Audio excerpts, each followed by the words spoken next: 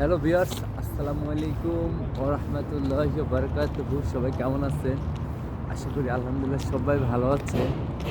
আপনাদের দোয়ায় ও ভালোবাসায় আলহামদুলিল্লাহ খুব ভালো আছি। আহ, অনেকদিন পরে আপনাদের সাথে একটু সৌজন্য সাক্ষাৎ করতে আমি একটা ভিডিও করলাম।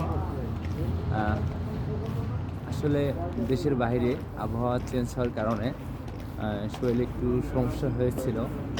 জ্বর, ঠান্ডা, মাথা ব্যথা এগুলো হয়েছিল।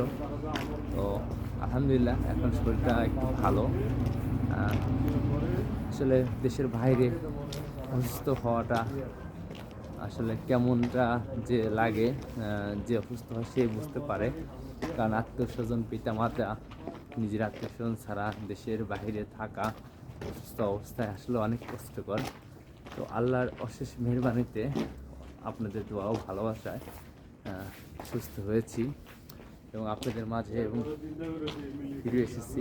আমি সেই আপনাদের একজন ভালোবাসার মানুষ হলেও হতে পারি, যেটাই বলেন, যেটা বলে সম্বোধনা দেন। ভিউয়ার্স, আপনারা অবশ্যই জানেন বর্তমান মানুষ বেকারত্ব থেকে ভালো একটা কিছু করতে চায়। তার জীবনে আপনার একটা ভালো একটা চাকরি ব্যবস্থা করা আসলে একটা মানুষের জন্য খুবই জরুরি। মানুষ বিদেশে আসতে চায়, বিদেশ সম্পর্কে জানতে চায়। আসলে বর্তমান দেশের বাইরে আপনার অনেক মানুষ আসার জন্য পাগল হয়ে থাকে। অনেক মানুষ মনে হয় যে দেশের বাইরে আসলে তারা কতটা যে খুশি হবে। দেশের বাইরে আসলে আসলে আপনারা কী করতে পারবেন? টাকাটাই কামাই করতে পারবেন। আর যদি ভালো কাজ পান তাহলে তো আলহামদুলিল্লাহ আরও ভালো।